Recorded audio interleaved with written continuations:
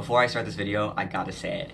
If you're someone with long hair and you're on YouTube watching videos and looking for a sign that cutting your hair is gonna be the right choice, take this as your answer. Do it. Just do it. You can learn so much about yourself by cutting your hair, and you don't know what that's gonna be until you do it. And God, don't make this into an am I trans or not decision. This is not the same as testosterone. This is hair. Even if you end up not identifying as transgender, there's so much you can find out by cutting your hair, and there's so many reasons why cutting your hair might be the right choice. You might cut your hair and find that so much of your appearance you had been catering to what society wanted from you and what would make you conform rather than what made you actually feel happy. And you might end up changing your aesthetic and ending up with this cool alt soft butch look and the girlfriend you always dreamed of. Or you might find that you cut your hair and you finally feel comfortable wearing makeup, which never was the case. And you end up so confident that you leave quarantine just a total badass, happy with yourself. Or you might find that you cut your hair and this short haircut makes you feel real masculine and in a way that you really like. And, that was the case for me. And it led a certain, it led me down a certain path where we are now, as you can hear and see. But, it's not the same as testosterone. It's just a haircut. If you don't like it, it will always go back. So do it, go for it. That's what I gotta say. Alright, so with that disclaimer out of the way, I'm gonna get to the bulk of the video. So I'm first gonna go through my hair timeline, and then I'm gonna talk about tips for a masculine haircut. If you just wanna see the tips for a masculine haircut, you should jump to this timestamp. Okay, so I first cut my hair short in 5th grade. It wasn't an overtly gender decision. It was just something I felt like I had to do, and my mom was okay with it, so I did it. I passed as a small boy for a significant amount of the time, and I enjoyed that up until the point where I didn't.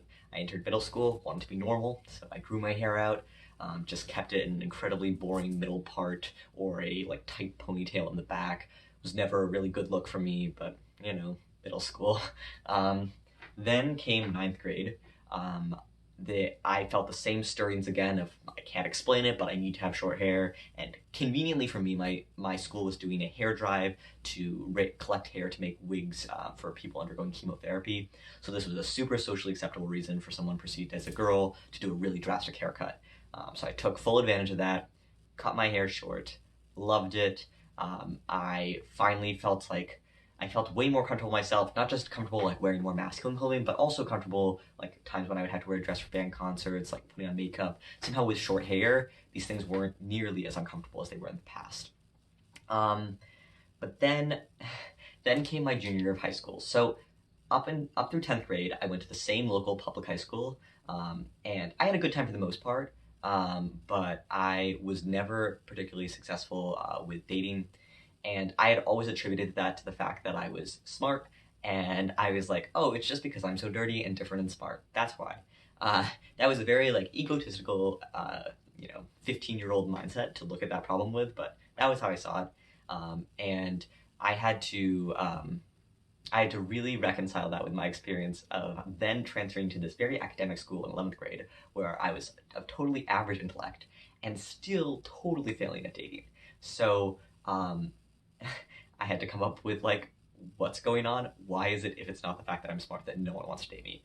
And like many 16-year-olds, I decided it was about my appearance, and in particular I decided it was the hair and my sort of androgynous look. So I would wear button downs and ties occasionally, and I was like, okay, these things have to go. I had these thoughts around 11th grade of oh my god, maybe I'm trans.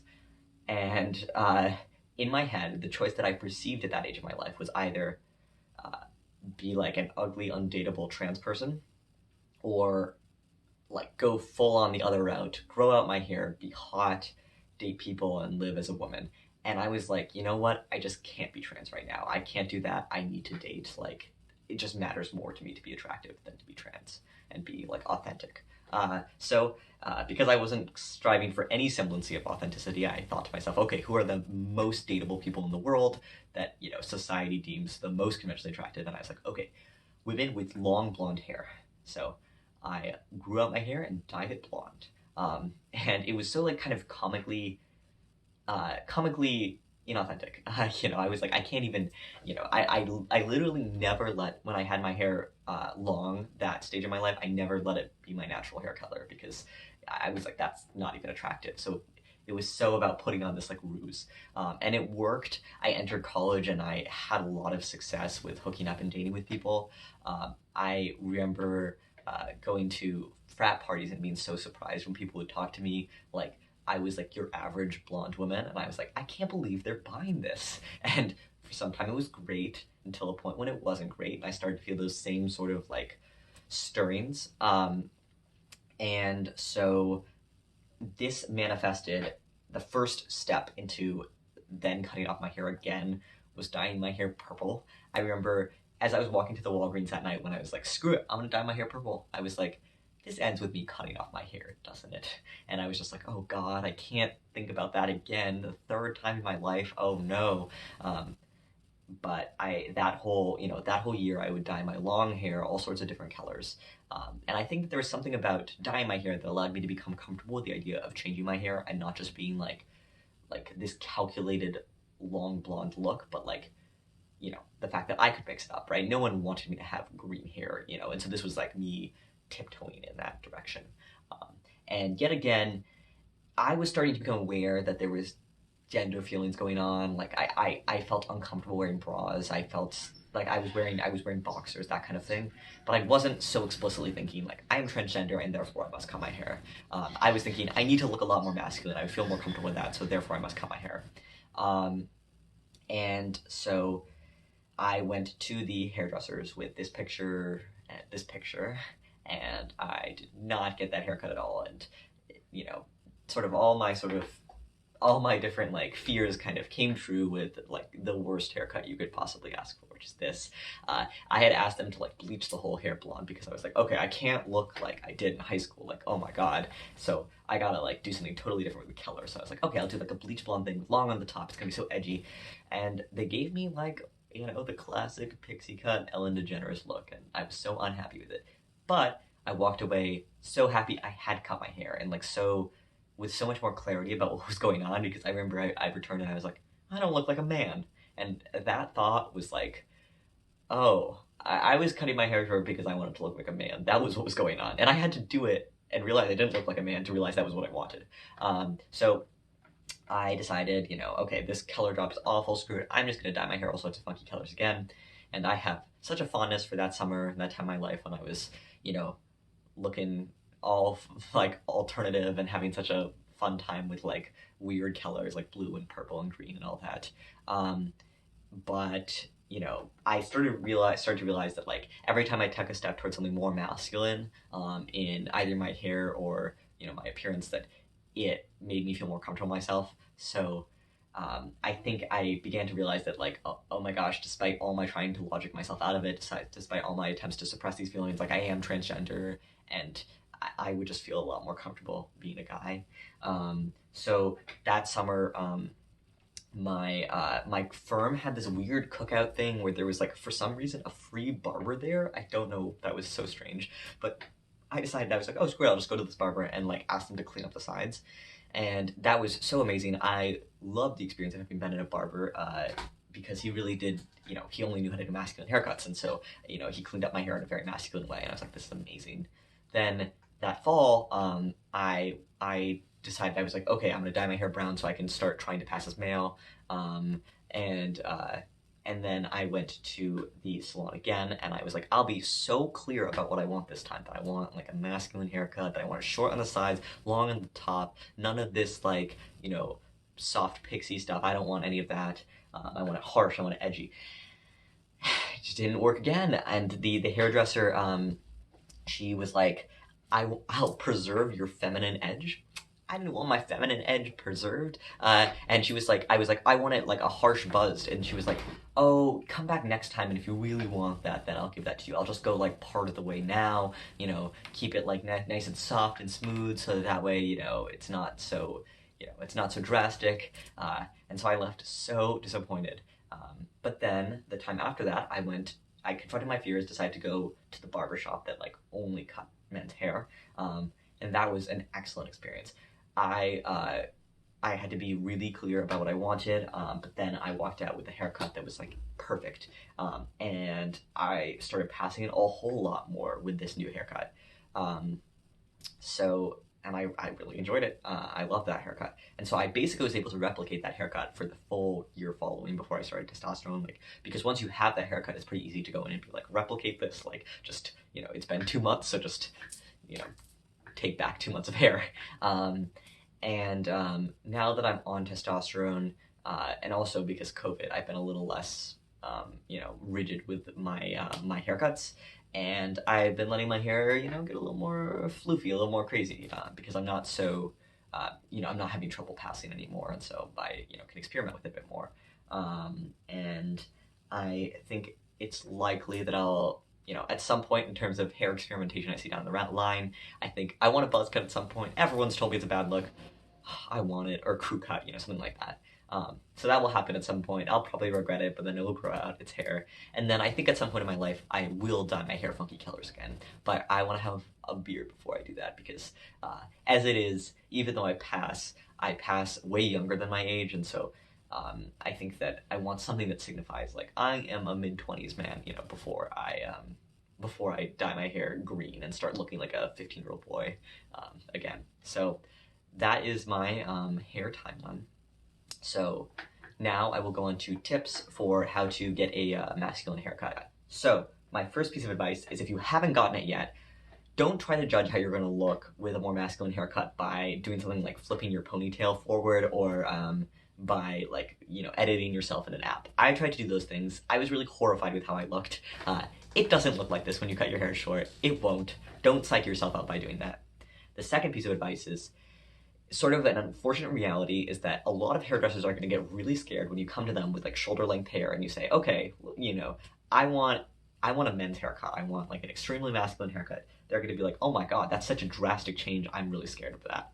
And often they're going to transpose their own views about what they think that you want, and you're going to leave the store with like a somewhat feminine short haircut. And so, that's too bad. But the piece of advice here is that like the second haircut you get is going to be a lot better. It's way easier to go in with already short, but maybe a somewhat feminine haircut and say, I want a really masculine haircut. Then they're like, okay, this person knows what they want. They've already had short hair. The difference between those two haircuts is not crazy. I'm willing to do that. And most people who have short hair get their hair cut every month or every other month. And so it really isn't too long between your first haircut and then the second haircut where you can get the hair that you actually really want. And so I just say I recommend viewing this as a couple month process rather than a one time, like it's got to be perfect the first time around. Then my third piece of advice is to look at photos of men's haircuts that you like and then show them to the hairdresser, sure, but also learn the language to describe what that men's haircut is very explicitly. Because when you show someone a haircut, they then can take that haircut in their mind and think and like combine that with both what they think your hair should look like and then also what that hair is, and you end up with something that's very subjective and not exactly what you want. But if you tell them, I want a 2 on the sides, half an inch up top, a hard part, squared out sideburns, that means something incredibly precise. So what are those words I'm using? So the first thing you want to learn is if you want your hair buzzed on the sides, which I really recommend, you should learn the length of the guard that you want. So I would recommend, if you want to get the haircut that I would get a lot during my transition, which is that you either get a 3 on the sides or a 2 on the sides. So the higher the guard length, the like more hair you're leaving behind. So 2 is more drastic than a 3. So since that is so objective, like you're not saying like I want to look like this, you're saying take your buzzer, put on the guard that is a 2. There's just no room for them to make an error on that, which is why it's really good. And then the same is true so a lot of people recommend telling them to square your sideburns because that's a pretty masculinizing effect. If you say square my sideburns, they kind of have to square your sideburns. Then you should be specifying the amount of hair you want left up top. So if you want that haircut that's like short on the sides, longer on the top, which is a very conventional masculine haircut, you should specify the amount of hair you want off the top. So I think hair grows about 1/4 of an inch a month. So I would often say, if I was going every other month, say take half an inch off the top. Or, if this is your first time, you might want to specify the amount of hair you want left on the top. So you can say like, I want to have 3 inches approximately left on the top. And then you should specify whether you want a hard part. So what a hard part is where they take the buzzer and they basically put a part with the buzzer in your hair. I think it's very masculine, and I would get that for a significant amount of time until I started growing out my hair to a bit like wavier as it is now. And that the second to last thing you should be specifying is whether you want it, like sort of, what's the language for this? Blended. Yeah, whether you want it blended on the sides or whether you want it harsh. So that's like, the hair that's longer on the top. Do you want it to be like sort of harshly longer on the top, like longer on the top, really buzzed on the sides? Or do you want them to take, so they start with the 2, then they go to the 3, then they go to the 4, etc., and then they like use scissors to smooth the transition? So if that's the case, you should say that you wanted blended.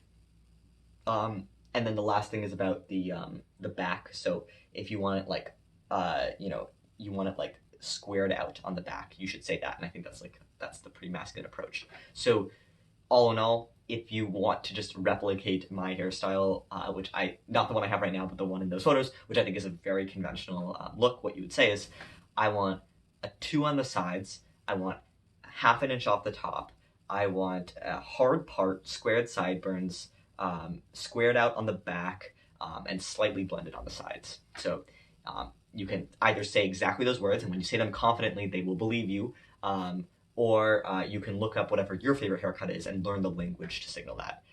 And then once you get that haircut once, it's way easier to go back in and get that same haircut, because they can see as your hair's grown out, this was the haircut you used to have, and especially if you're going to the same place, they like learn what you like. So you had to be really aggressive the first time, but it's way easier thereafter.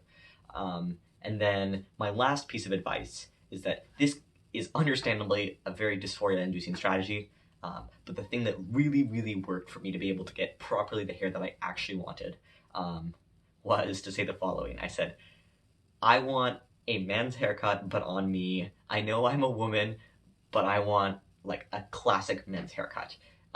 And again, I understand why some of you guys might not want to say that, but it really allowed the barber in my case to understand that I knew what I was asking for. I knew what I wanted. I was also I didn't socially transition until I started testosterone effectively, or a bit before, but I was getting my hair cut short and in a men's fashion before I had socially transitioned, so it wasn't, to me, the absolute worst thing in the world to have to say that. But yeah, that really, really, really worked, because before, I think there were people, like, they were just like, does this person know what they're asking for? That this is like, and I was like, no, this person knows. They know what's going on, and they're saying that, they're a woman, but they want a men's haircut. It worked. And it was actually quite cute, because the person, she wrapped up and she's like, now you are a manly woman. Which is like, again, I understand why that would be a very dysphoria-inducing thing to hear, but you get an awesome haircut. At least I found that to be the case. So those are my tips. I wish you the best of luck. And it's a really exciting step if this is your first time going at it, because I think for a lot of us trans guys, or or non-binary transmasculine people, or gender-nonconforming people, like, cutting your hair short is the first like really big step. That is something that no one from society asked you to do this, and it's a really drastic physical change. Even if it's just hair, it will grow back. But so that's really exciting, and sort of congratulations for taking that step. Anyways, I hope you stick around as a subscriber, and have a nice day.